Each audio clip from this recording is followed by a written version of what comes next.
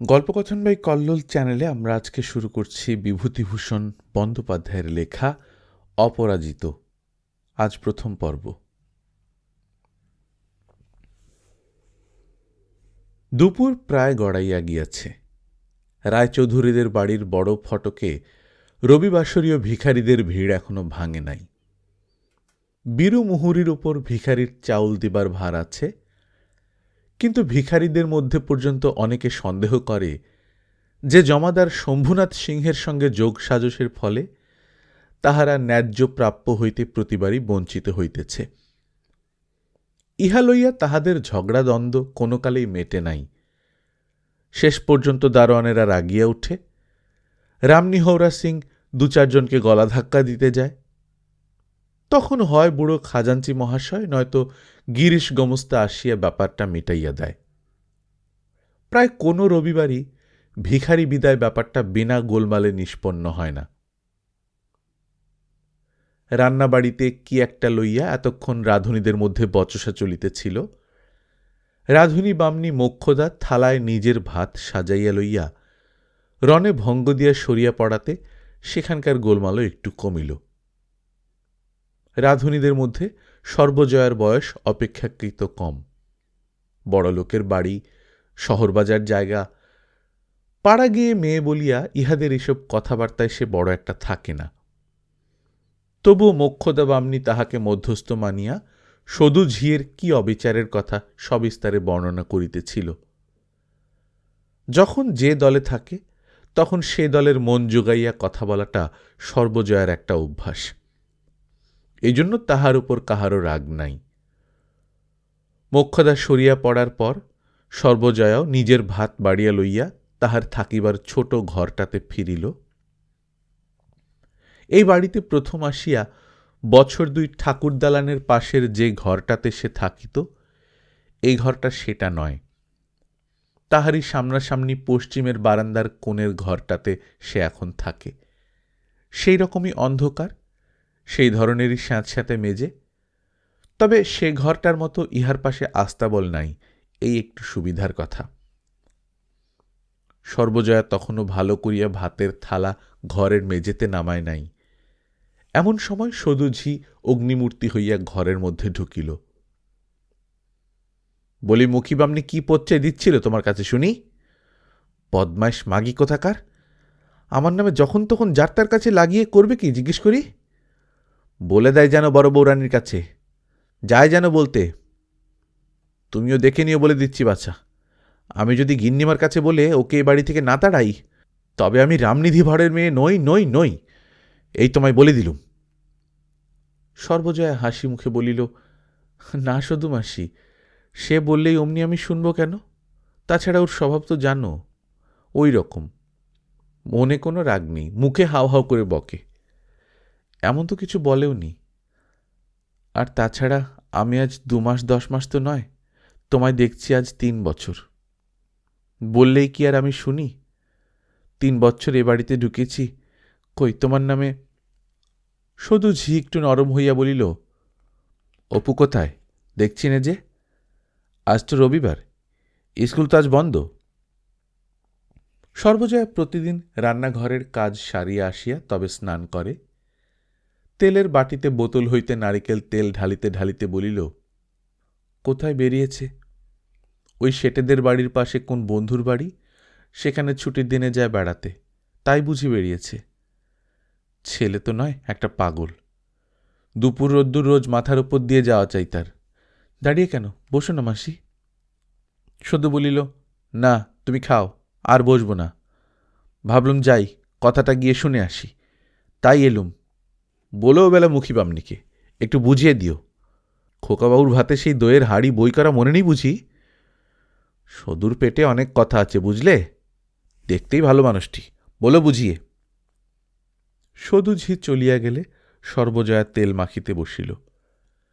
একটু পরে দোরের কাছে পায়ের শব্দে মুখ তুলিয়া চাহিয়া দেখিয়া বলিল, ও রোদ্দুরে ঘুরে ঘুরে তোর মুখ যে একেবারে রাঙা হয়ে গিয়েছে, বস বস, আয়। ও মা, আমার কি হবে? অপু ঘরের ভেতরে ঢুকিয়া একেবারে সোজা বিছানায় গিয়া একটা বালিশ টানিয়া শুইয়া পড়িল। হাত পাখাখানা সজোরে নাড়িয়া মিনিটখানেক বাতাস খাইয়া লইয়া মায়ের দিকে চাহিয়া বলিল, এখনো নাওনি? বেলা তো 2টো। সর্বজয়া বলিল, ভাত খাবি 2টো? অপু ঘাড় নাড়িয়া বলিল, না। খানা 2টোখানি, ভালো ছানার ডালনা আছে। সকালে তো শুধু ডাল আর বেগুন ভাজা দিয়ে খেয়ে গিয়েছিস, খিদে পেয়েছে আবার এতক্ষণ। অপু বলিল, দেখি কেমন। পরে সে বিছানা হইতে উঠিয়া আসিয়া মেজেতে ভাতের থালার ঢাকনি উঠাইতে গেল। সর্বজয়া বলিল, ছুসনে ছুসনে, থাক এখন, নিয়ে এসে দেখাচ্ছি। অপু হাসিয়া বলিল, ছুসনে ছুসনে কেন? কেন, আমি বুঝি মুচি? ব্রাহ্মণকে বুঝি এমন বলতে আছে, পাপ হয় না? যা হয় হবে, ভারী আমার বামুন, সন্ধে নেই, আন্নিক নেই, বাজবিচের জ্ঞান নেই, এঁটো জ্ঞান নেই, ভারী আমার। খানিকটা পরে সর্বজয়া স্নান সারিয়া আসিয়া ছেলেকে বলিল, আমার পাতে বসিস এখন। অপু মুখে হাসি টিপিয়া বলিল, আমি কারুর পাতে বসছি নে, ব্রাহ্মণের খেতে নেই কারুর এঁটো। সর্বজয়া খাইতে বসিলে অপু মায়ের মুখের দিকে চাহিয়া সুর নিচু করিয়া বলিল, আজ এক জায়গায় একটা চাকরির কথা বলেছে একজন মা। স্টেশনের প্ল্যাটফর্মে দাঁড়িয়ে গাড়ি এসে যখন লাগবে, লোকেদের কাছে নতুন পাঁজি বিক্রি করতে হবে। 5 টাকা মাইনে আর জলখাবার। স্কুলে পড়তে পড়তেও হবে, একজন বলছিল। ছেলে যে চাকুরির কথা একে ওকে জিজ্ঞাসা করিয়া বেড়ায়, সর্বজয়া একথা জানে। চাকুরি হইলে সে মন্দ কথা নয়, কিন্তু অপুর মুখে চাকুরির কথা তাহার মোটেই ভালো লাগে না। সে তো এমন কিছু বড় হয় নাই। তাহা ছাড়া রৌদ্র আছে, বৃষ্টি আছে, শহর বাজার জায়গা, পথে ঘাটে গাড়ি ঘোড়া, কত বিপদ। অত বিপদের মুখে ছেলেকে ছাড়িয়া দিতে সে রাজি নয়। সর্বজয়া কথাটা তেমন গায়ে মাখিল না। ছেলেকে বলিল, আয় বস পাতে, হয়েছে আমার, আয়। অপু খাইতে খাইতে বলিল, বেশ ভালো হয় না মা, 5 টাকা করে মাইনে, তুমি জমিও। তারপর মাইনে বাড়াবে বলেছে। আমার বন্ধু সতীশদের বাড়ির পাশে খোলার ঘর ভাড়া আছে, 2 টাকা মাইনে, সেখানে আমরা যাব। এদের বাড়ি তোমার যা খাটুনি, স্কুল থেকে অমনি চলে যাব স্টেশনে, খাবার সেখানেই খাব, কেমন? সর্বজয়া বলিল, রুটি করে দেব, বেঁধে নিয়ে যাস। দিন 10 কাটিয়া গেল, আর কোনো কথাবার্তা কোনো পক্ষেই উঠিল না। তাহার পর বড়বাবু হঠাৎ অসুস্থ হইয়া পড়িলেন এবং অত্যন্ত সঙ্গীন ও সংকটাপন্ন অবস্থার ভেতর দিয়া তাহার দিন 15 কাটিল। বাড়ির সকলের মুখে, ঝি চাকর দারোয়ানদের মুখে বড়বাবুর অসুখের অবস্থার ভিন্ন অন্য কোনো কথা নাই। বড়বাবু সামলাইয়া উঠিবার দিন কয়েক পর একদিন অপু আসিয়া হাসি হাসি মুখে মাকে বলিল, আজ মা বুঝলে, একটা ঘুড়ির দোকানে বলেছে, যদি আমি বসে বসে ঘুড়ি জুড়ে দিই আঠা দিয়ে, তারা 60 টাকা করে মাইনে আর রোজ 2খানা করে ঘুড়ি দেবে। মস্ত ঘুড়ির দোকান, ঘুড়ি তৈরি করে কলকাতায় চালান দেয়, সোমবার যেতে বলেছে।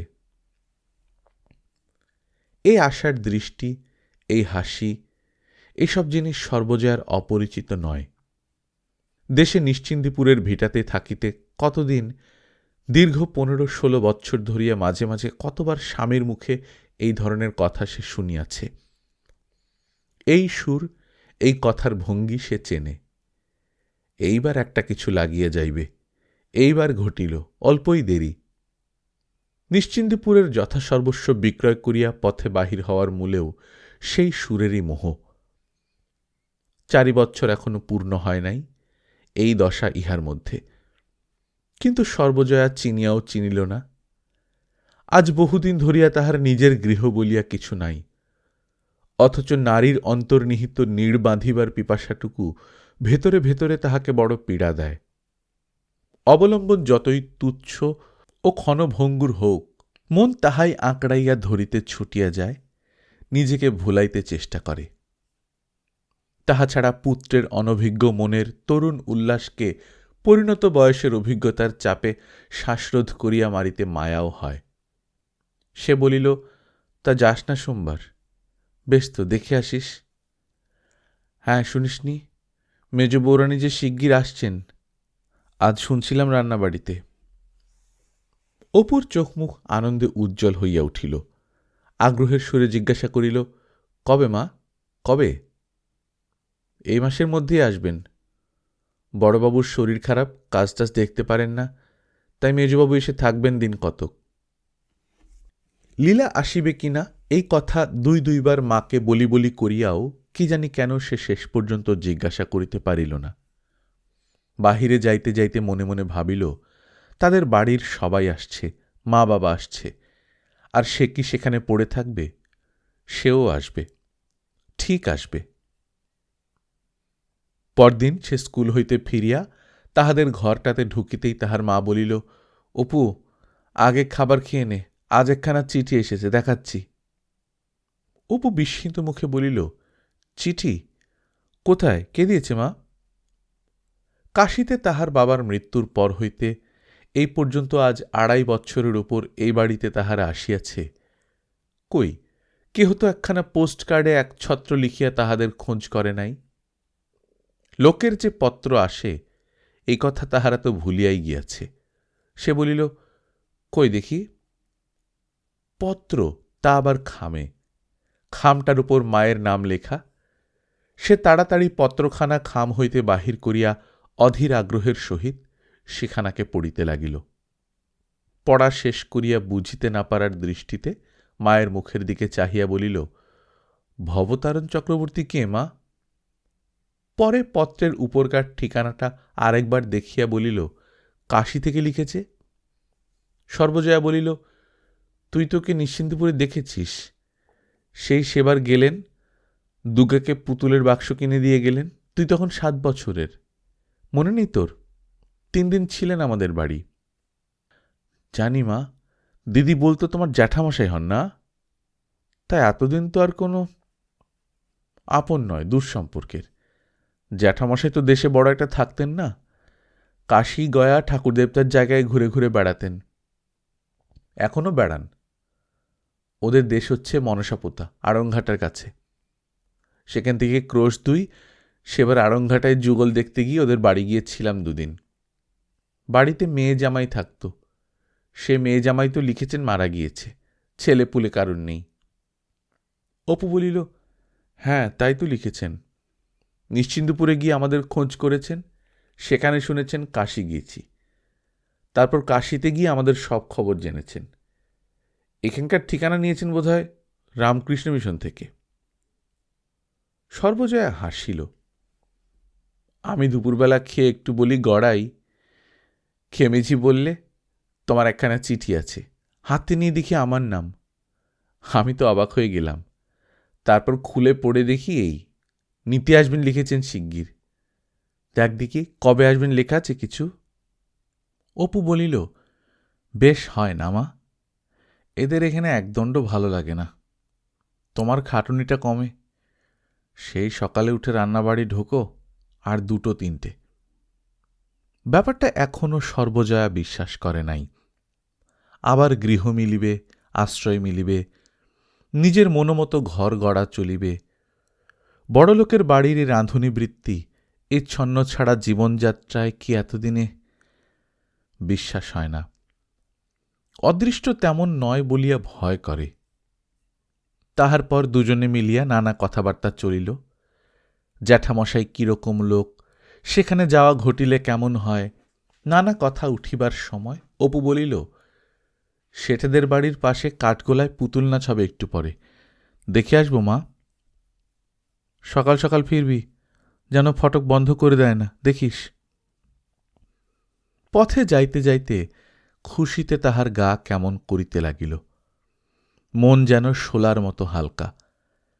মুক্তি, এতদিন পরে মুক্তি। কিন্তু লীলা যে আসিতেছে।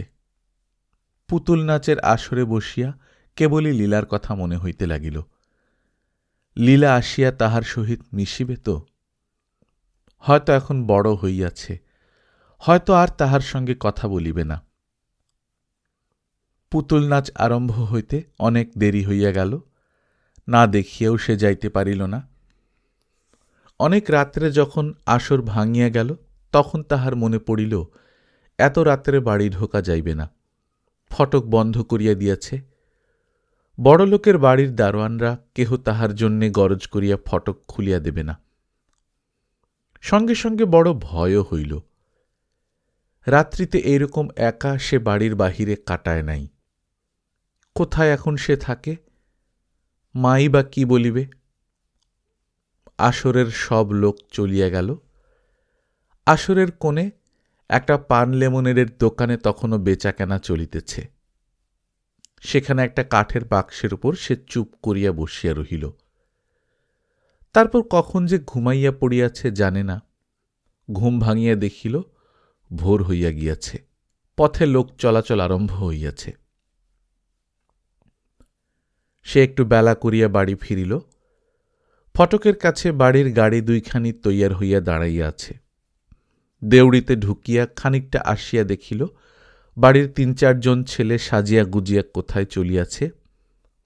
নিজেদের ঘরের সামনে নিস্তারিণী ঝিকে পাইয়া জিজ্ঞাসা করিল, মাসিমা, এত সকালে গাড়ি যাচ্ছে কোথায়? মেজবাবুরা কি আজকে আসবেন? নিস্তারিণী বলিল, তাই তো শুনছি।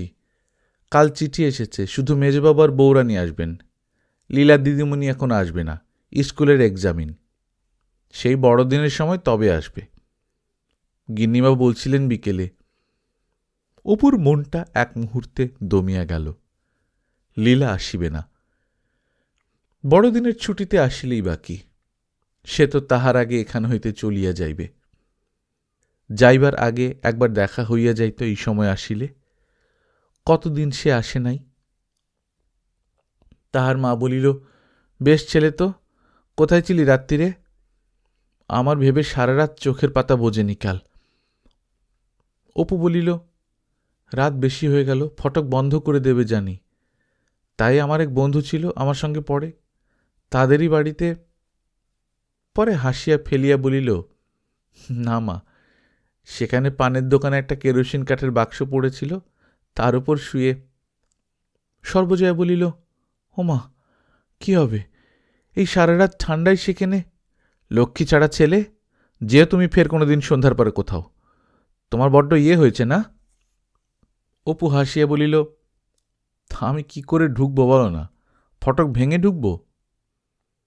রাগটা একটু কমিয়া আসিলে সর্বজয়া বলিল, তারপর জ্যাঠামশাই তো কাল এসেছেন। তুই বেরিয়ে গেলে একটু পরেই এলেন, তোর খোঁজ করলেন। আজও বেলা আবার আসবেন। বললেন এখানে কোথায় তার জানাশুনো লোক আছে, তাদের বাড়ি থাকবেন। এদের বাড়ি থাকবার অসুবিধে, পরশু নিয়ে যেতে চাচ্ছেন। অপু বলিল, সত্যি? কি বলো না মা, কি সব কথা হলো? আগ্রহে অপু মায়ের পাশে চৌকির ধারে বসিয়া পড়িয়া মায়ের মুখের দিকে চাহিল। দুজনের অনেক কথাবার্তা হইল। জ্যাঠামশাই বলিয়াছেন তাহার আর কেহ নাই, ইহাদেরই উপর সব ভার দিয়ে তিনি কাশী যাইবেন। অনেকদিন পর সংসার পাতিবার আশায় সর্বজয়া আনন্দে উৎফুল্ল। ইহাদের বাড়ি হইতে নানা টুকটাক গৃহস্থালির প্রয়োজনীয় জিনিস নানা সময় সংগ্রহ করিয়া সযত্নে রাখিয়া দিয়াছে। একটা বড় টিনের টেমি দেখাইয়া বলিল, সেখানে রান্নাঘরে জ্বালব। কত বড় লম্পটা দেখেছিস? 2 পয়সার তেল ধরে। দুপুরের পর সে মায়ের পাতে ভাত খাইতে বসিয়াছে, এমন সময় দুয়ারের সামনে কাহার ছায়া পড়িল। চাহিয়া দেখিয়া সে ভাতের গ্রাস আর মুখে তুলিতে পারিল না। লীলা? পরক্ষণেই লীলা হাসি মুখে ঘরে ঢুকিল, কিন্তু অপুর দিকে চাহিয়া সে যেন একটু অবাক হইয়া গেল। অপুকে যেন আর চেনা যায় না। সে তো দেখিতে বরাবরই সুন্দর, কিন্তু এই 1.5 বছরে কি হইয়া উঠিয়াছে সে? কি গায়ের রং, কি মুখের শ্রী, কি সুন্দর স্বপ্নমাখা চোখ দুটি! লীলার যেন একটু লজ্জা হইল। বলিল, উফ, আগের চেয়ে মাথাতে কত বড় হয়ে গিয়েছ।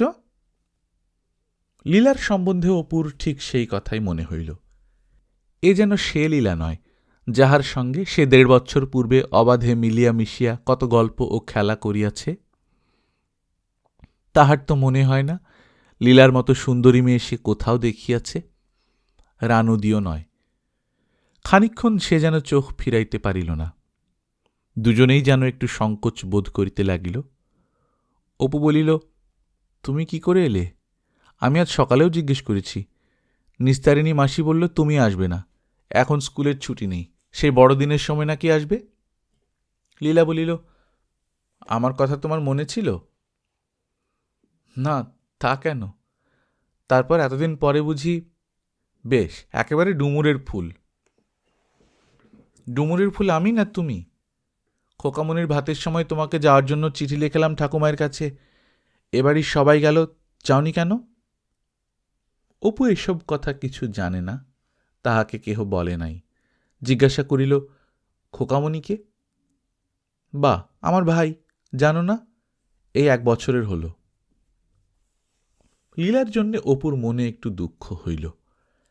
লীলা জানে না, যাহাকে সে এত আগ্রহ করিয়া ভাইয়ের অন্নপ্রাশনের নিমন্ত্রণ করিয়াছিল, এই বাড়িতে তাহার স্থান কোথায় বা অবস্থা কি।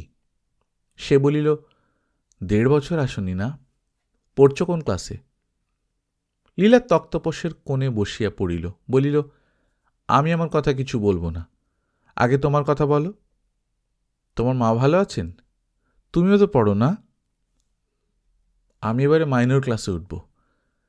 পরে একটু গর্বিত মুখে বলিল, আর বছর ফার্স্ট হয়ে ক্লাসে উঠেছি, প্রাইজ দিয়েছে। লীলা অপুর দিকে চাহিল। বেলা 3টার কম নয়, এত বেলায় সে খাইতে বসিয়াছে। বিস্ময়ের সুরে বলিল, এখন খেতে বসেছ এত বেলায়? অপুর লজ্জা হইল। সে সকালে সরকারদের ঘরে বসিয়া খাইয়া স্কুলে যায়, শুধু ডাল ভাত, তাও শ্রীকণ্ঠ ঠাকুর বেগার শোধ ভাবে দিয়া যায়। খাইয়া পেট ভরে না, স্কুলেই ক্ষুধা পায়। সেখান হইতে ফিরিয়া মায়ের পাতে ভাত ঢাকা থাকে, বৈকালে তাহাই খায়। আজ ছুটির দিন বলিয়া সকালেই মায়ের পাতে খাইতে বসিয়াছে। অপু ভালো করিয়া উত্তর দিতে পারিল না বটে, কিন্তু লীলা ব্যাপারটা কতক না বুঝিল এমন নহে। ঘরের হীন আসবাবপত্র, অপুর হীন বেশ, অবেলায় নিরুপকরণ 2টি ভাত সাগ্রহে খাওয়া, লীলার কেমন যেন মনে বড় বিঁধিল। সে কোনো কথা বলিল না। অপু বলিল, তোমার সব বই এনেছ এখানে? দেখাতে হবে আমাকে। ভালো গল্প কি ছবির বই নেই? লীলা বলিল, তোমার জন্যে কিনে এনেছি আসবার সময়। তুমি গল্পের বই ভালোবাসো বলে 1খানা সাগরের কথা এনেছি, আরও 2-3খানা এনেছি, আনছি, তুমি খেয়ে ওঠো। অপুর খাওয়া প্রায় শেষ হইয়াছিল। খুশিতে বাকিটা কোনো রকমে শেষ করিয়া উঠিয়া পড়িল। লীলা লক্ষ্য করিয়া দেখিল, সে পাতের সবটা এমন করিয়া খাইয়াছে, পাতে একটা দানাও পড়িয়া নাই। সঙ্গে সঙ্গে তাহার উপর লীলার কেমন একটা অপূর্ব মনের ভাব হইল। সে ধরনের অনুভূতি লীলার জীবনে এই প্রথম। আর কাহারও সম্পর্কে সে ধরনের কিছু তো কখনো হয় নাই। একটু পরে লীলা অনেক বই আনিল। অপুর মনে হইল, লীলা কেমন করিয়া তাহার মনের কথাটি জানিয়া সে যাহা পড়িতে জানিতে ভালোবাসে সেই ধরনের বইগুলি আনিয়াছে। সাগরের কথা বইখানাতে অদ্ভুত অদ্ভুত গল্প। সাগরের তলায় বড় বড় পাহাড় আছে, আগ্নেয়গিরি আছে, প্রবাল নামক এক প্রকার প্রাণী আছে, দেখিতে গাছপালার মতো। কোথায় এক মহাদেশ নাকি সমুদ্রের গর্ভে ডুবিয়া আছে, এই সব। লীলা একখানা পুরাতন খাতা দেখাইল। তাহার ঝোঁক ছবি আঁকিবার দিকে। বলিল, সেই তোমায় একবার ফুল গাছ এঁকে দেখতে দিলাম, মনে আছে? এরপর কত এঁকেছি দেখবে।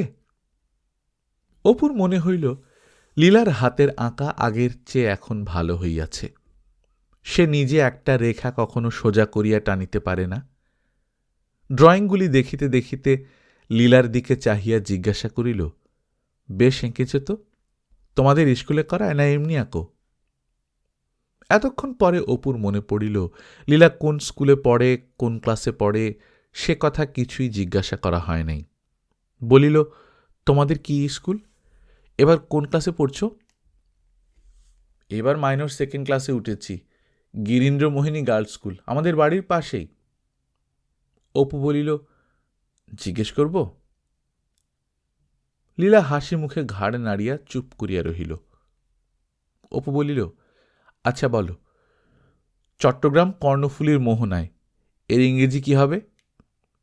লীলা ভাবিয়া বলিল, Chittagong is on the mouth of the Karnaphuli. Apu বলিল, কজন মাস্টার তোমাদের সেখানে? 8 জন। হেডমিস্ট্রেস এন্ট্রান্স পাস, আমাদের গ্রামার পড়ান।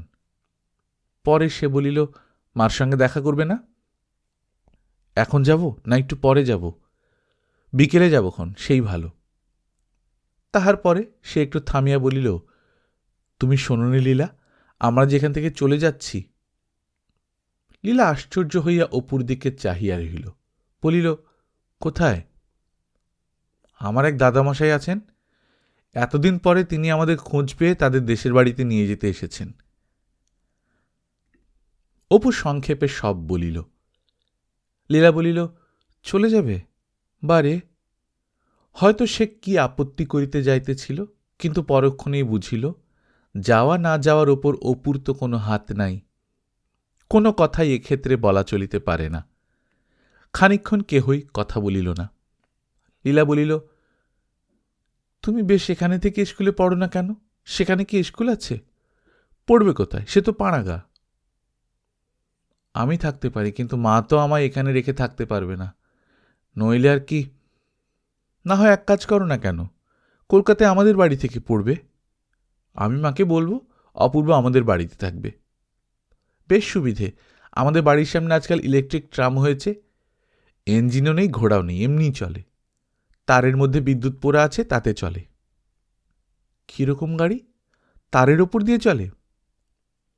একটা ডান্ডা আছে, তারে ঠেকে থাকে, তাতেই চলে। কলকাতা গেলে দেখবে ক্ষণ, 6-7 বছর হলো ইলেকট্রিক ট্রাম হয়েছে, আগে ঘোড়ায় টানত। আরও অনেকক্ষণ দুজনের কথাবার্তা চলিল। বৈকালে সর্বজয়ার জ্যাঠামশাই ভবতারণ চক্রবর্তী আসিলেন। অপুকে কাছে ডাকিয়া জিজ্ঞাসাবাদ করিলেন। ঠিক করিলেন 2 দিন পরে বুধবারের দিন লইয়া যাইবেন। অপু 2-1 ভাবিল লীলার প্রস্তাবটা একবার মায়ের কাছে তোলে, কিন্তু শেষ পর্যন্ত কথাটা আর কার্যে পরিণত হইল না। সকালের রৌদ্র ফুটিয়া উঠিবার সঙ্গে সঙ্গেই উলা স্টেশনে গাড়ি আসিয়া দাঁড়াইল। এখান হইতেই মনসাপোতা যাইবার সুবিধা। ভবতারণ চক্রবর্তী পূর্ব হইতেই পত্র দিয়া গরুর গাড়ির ব্যবস্থা করিয়া রাখিয়াছিলেন। কাল রাত্রে একটু কষ্ট হইয়াছিল।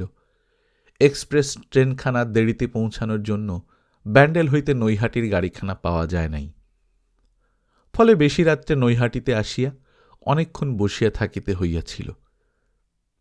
সারারাত্রি জাগরণের ফলে অপু কখন ঘুমাইয়া পড়িয়াছিল সে জানে না। চক্রবর্তী মহাশয়ের ডাকে উঠিয়া জানালা দিয়া মুখ বাড়াইয়া দেখিল একটা স্টেশনের প্ল্যাটফর্মে গাড়ি লাগিয়াছে। সেখানেই তাদের নামিতে হইবে। কুলিরা ইতিমধ্যে তাহাদের কিছু জিনিসপত্র নামাইয়াছে। গরুর গাড়িতে উঠিয়া চক্রবর্তী মহাশয় অনবরত তামাক টানিতে লাগিলেন। বয়স 70-এর কাছাকাছি হইবে, একহারা পাতলা চেহারা, মুখে দাড়ি গোঁফ নাই, মাথার চুল সব পাকা। বলিলেন, জয়া ঘুম পাচ্ছে না তো? সর্বজয়া হাসিয়া বলিল, আমি তো নৈহাটিতে ঘুমিয়ে নিয়েছি 8 ঘণ্টা, অপুও ঘুমিয়েছে, আপনারই ঘুম হয়নি। চক্রবর্তী মহাশয় খুব খানিকটা কাশিয়া লইয়া বলিলেন, ওহ, সোজা খোঁজটা করেছি তোদের। আর বছর বসে খেয়ে মেয়েটা গেল মারা, হরিধন তো তার আগেই। এই বয়সে হাত পুড়িয়ে রেঁধেও খেতে হয়েছে, কেউ নেই সংসারে। তাই ভাবছিলাম হরিহর বাবাজির তো নিশ্চিন্দিপুর থেকে উঠে যাবার ইচ্ছে ছিল অনেকদিন থেকেই। যাই, এখানেই নিয়ে আসি। একটু ধানের জমি আছে, গৃহদেবতার সেবাটাও হবে। গ্রামে ব্রাহ্মণ তেমন নেই, আর আমি তো এখানে থাকব না। আমি একটু কিছু ঠিক করে দিয়েই কাশী চলে যাব। একরকম করে হরিহর নেবেন চালিয়ে। তাই গেলাম নিশ্চিন্দপুর। সর্বজয়া বলিল, আপনি বুঝি আমাদের কাশী যাওয়ার কথা শোনেননি? তা কি করে শুনব? তোমাদের দেশে গিয়ে শুনলাম তোমরা নেই সেখানে। কেউ তোমাদের কথা বলতে পারে না। সবাই বলে তারা এখান থেকে বেচে কিনে 3-4 বছর হলো কাশী চলে গিয়েছে। তখন কাশী যাই। কাশী আমি আছি আজ 10 বছর। খুঁজতেই সব বেরিয়ে পড়ল। হিসেব করে দেখলাম হরিহর যখন মারা যান তখন আমিও কাশীতেই আছি, অথচ কখনো দেখাশোনা হয়নি। তাহলে কি আর? অপু আগ্রহের সুরে বলিল, নিশ্চিন্তপুরে আমাদের বাড়িটা কেমন আছে দাদামশাই? সেদিকে আমি আর গেলাম কই, পথেই সব খবর পেলাম কি না। আমি আর সেখানে দাঁড়াইনি। কেউ ঠিকানা দিতে পারলে না। ভুবন মুখুজ্জে মশাই অবশ্য খাওয়া দাওয়া করতে বললেন, আর তোমার বাপের 100 নিন্দে। বুদ্ধি নেই, সাংসারিক জ্ঞান নেই, হেন তেন। যাক সেসব কথা, তোমরা এলে ভালো হলো। যে কজন যজমান আছে তোমাদের বছর তাতে কেটে যাবে। পাশেই তেলিরা বেশ অবস্থাপন্ন, তাদের ঠাকুর প্রতিষ্ঠা আছে। আমি পুজো টুজো করতাম অবশ্যই, সেটাও হাতে নিতে হবে ক্রমে। তোমাদের নিজেদের জিনিস দেখে শুনে নিতে হবে। উলা গ্রামের মধ্যেও খুব বন, গ্রাম ছাড়াইয়া মাঠের পথেও বনঝোপ। সূর্য আকাশে অনেকখানি উঠিয়া গিয়াছে। চারিধারে প্রভাতী রৌদ্রের মেলা। পথের ধারে বন তুলসীর জঙ্গল। মাঠের ঘাসে এখনো স্থানে স্থানে শিশির জমিয়া আছে। কোন রূপকথার দেশের মাকড়সা যেন রূপালী জাল বুনিয়া রাখিয়াছে। মাঝে মাঝে কিসের একটা গন্ধ, বিশেষ কোনো ফুল ফলের গন্ধ নয়, কিন্তু শিশির সিক্ত ঘাস, সকালের বাতাস, অড়হরের ক্ষেত, এখানে ওখানে বনজ গাছপালা, সব শুদ্ধ মিলাইয়া একটা সুন্দর সুগন্ধ। অনেক দিন পরে এইসব গাছপালার প্রথম দর্শনে অপুর প্রাণে একটা উল্লাসের ঢেউ উঠিল। অপূর্ব, সুতীব্র, অদ্ভুত, মিনমিনে ধরনের নয়, পানসে পানসে জোলো ধরনের নয়। অপুর মন সে শ্রেণীরই নয় আদৌ। তাহা সেই শ্রেণীর যাহা জীবনের সকল অবদানকে, ঐশ্বর্যকে প্রাণপণে নিংড়াইয়া চুষিয়া আঁটিসার করিয়া খাইবার ক্ষমতা রাখে। অল্পেই নাচিয়া উঠে, অল্পে দমিয়াও যায়, যদিও পুনরায় নাচিয়া উঠিতে বেশি বিলম্ব করে না। মনসাপোতা গ্রামে যখন গাড়ি ঢুকিল তখন বেলা দুপুর। সর্বজয়া ছইয়ের পিছন দিকের ফাঁক দিয়া চাহিয়া দেখিতেছে তাহার নূতনতম জীবনযাত্রা আরম্ভ করিবার স্থানটা কি রকম। তাহার মনে হইল গ্রামটাতে লোকের বাস একটু বেশি, একটু যেন বেশি ঠেসাঠেসি, ফাঁকা জায়গা বেশি নাই, গ্রামের মধ্যে বেশি বন জঙ্গলের বালাইও নাই। একটা কাহাদের বাড়ি, বাহির বাটির দাওয়ায় জন কয়েক লোক গল্প করিতেছিল। গরুর গাড়িতে কাহারা আসিতেছে দেখিয়া চাহিয়া চাহিয়া দেখিতে লাগিল। উঠানে বাঁশের আলনায় মাছ ধরিবার জাল শুকাইতে দিয়াছে, বোধহয় গ্রামের জেলে পাড়া। আরও খানিক গিয়া গাড়ি দাঁড়াইল।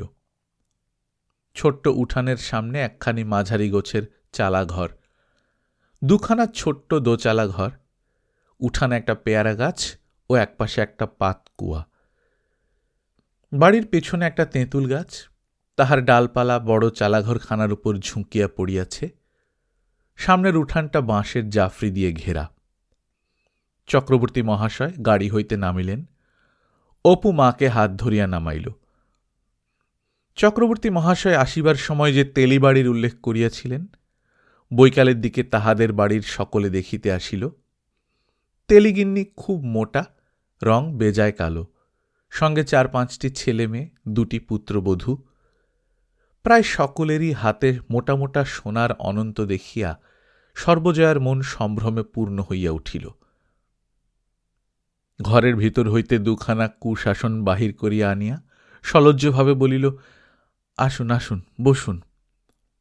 তেলিগিন্নি পায়ের ধুলা লইয়া প্রণাম করিলে ছেলে মেয়ে ও পুত্রবধূরাও দেখা দেখি তাহাই করিল। তেলিগিন্নি হাসি মুখে বলিল, দুপুরবেলা এলেন মা ঠাকুর, একবার বলি যাই। এই যে পাশেই বাড়ি, তা আসতে পেলাম না। মেজে ছেলে এলো গোয়াড়ি থেকে, গোয়াড়ি দোকান আছে কি না? মেজ বৌমার মেয়েটার আউটো। মা দেখতে ফুরসত পায় না, দুপুরবেলা আমাকে একেবারে পেয়ে বসে। ঘুম পাড়াতে পাড়াতে বেলা 2টো। ঘুংড়ি কাশি। গুপি কবরেজ বলেছে ময়ূরপুচ্ছ পুড়িয়ে মধু দিয়ে খাওয়াতে। তাই কি সোজাসুজি পুড়লে হবে মা?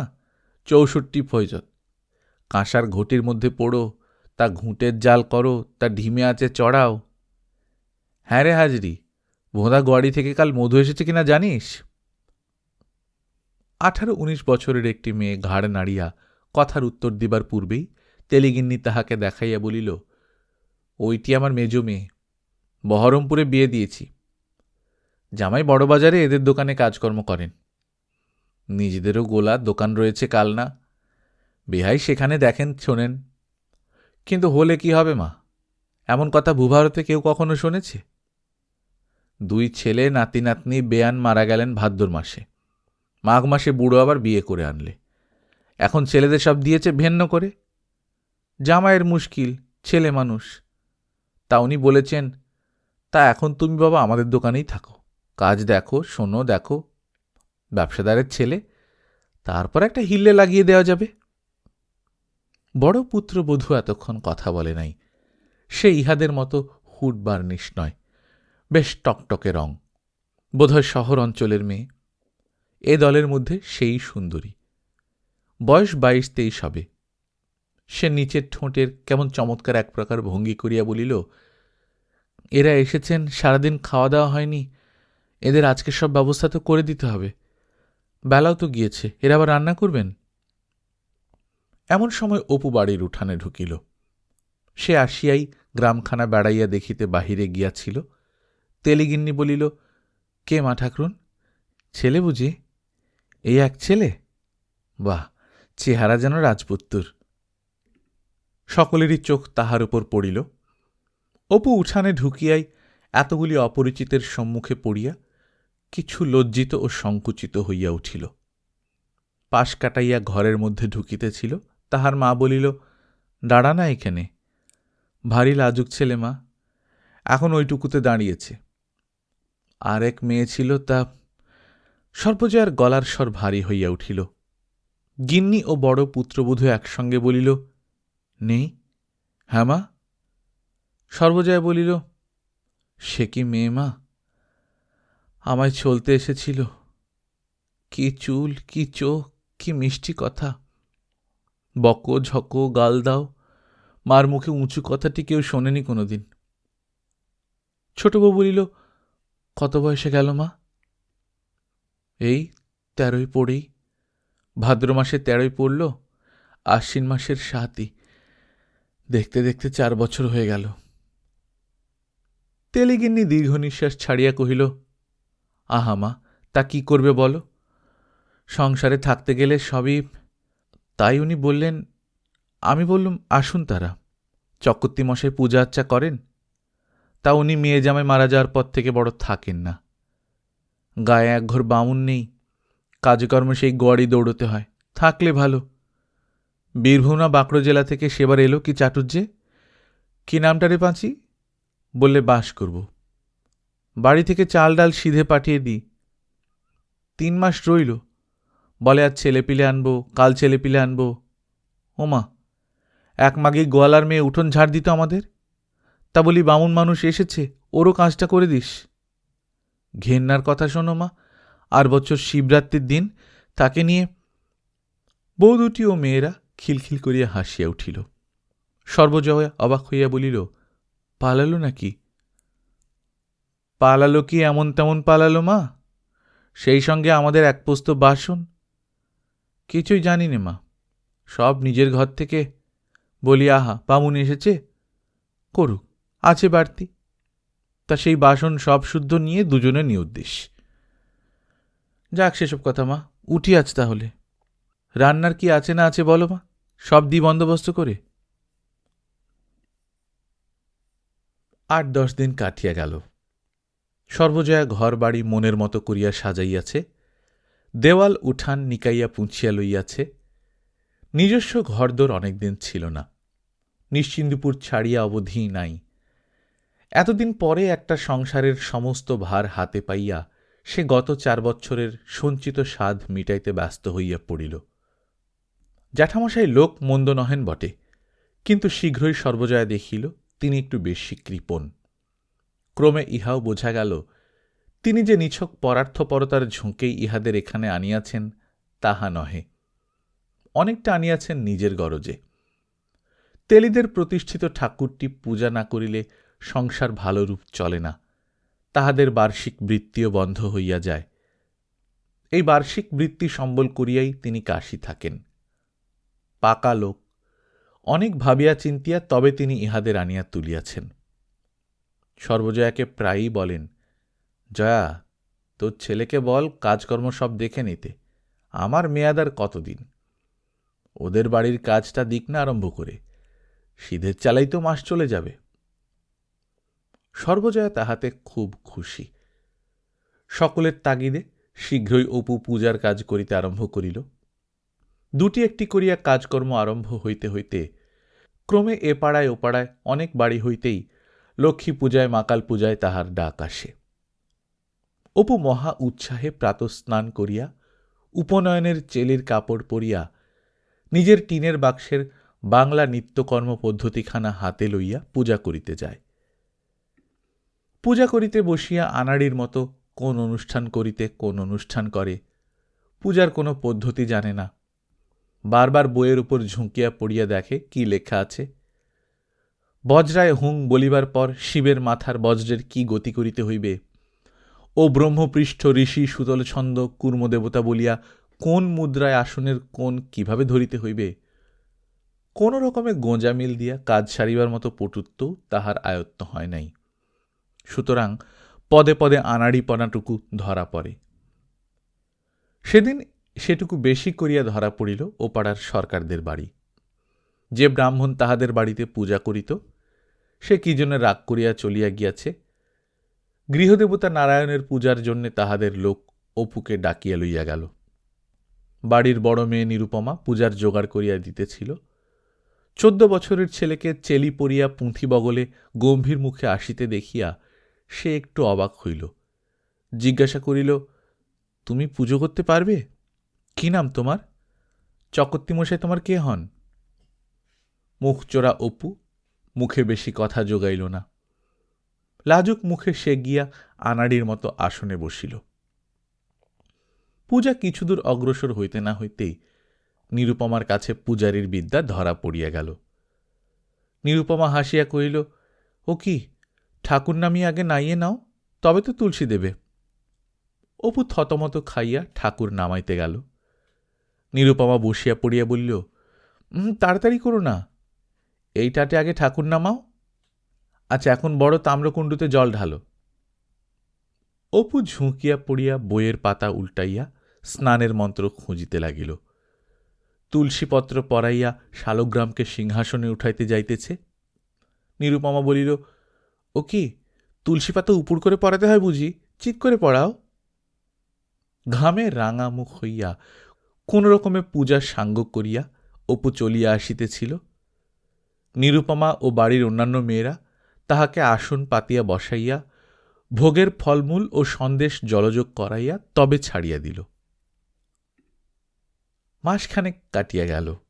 অপুর কেমন মনে হয় নিশ্চিন্দিপুরের সে অপরূপ মায়ারূপ এখানকার কিছুতেই নাই।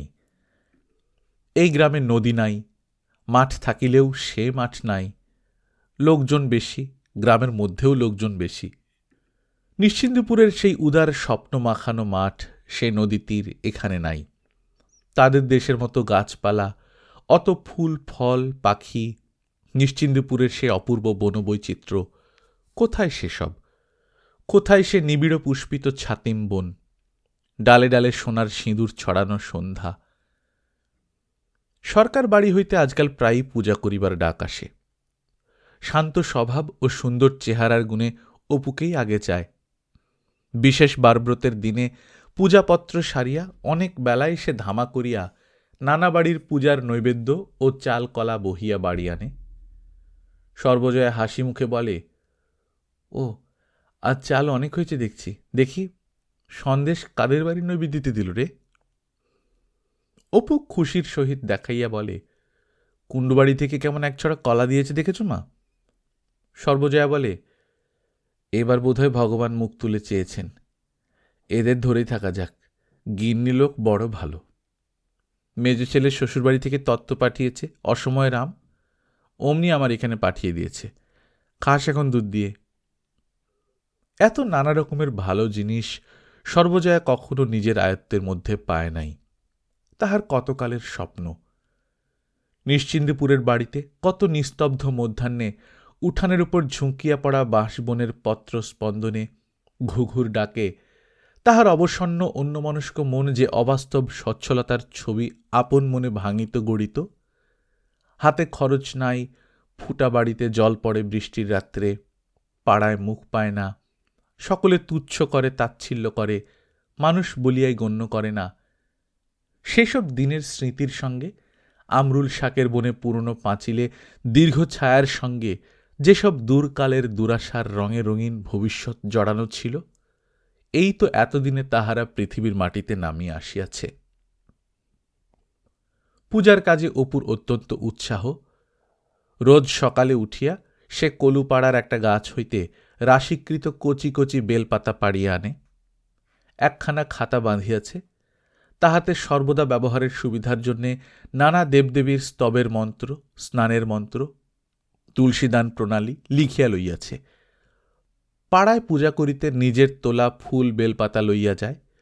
পূজার সকল পদ্ধতি নিখুঁতভাবে জানা না থাকিলেও উৎসাহ ও একাগ্রতায় সে সকল অভাব পূরণ করিয়া লয়।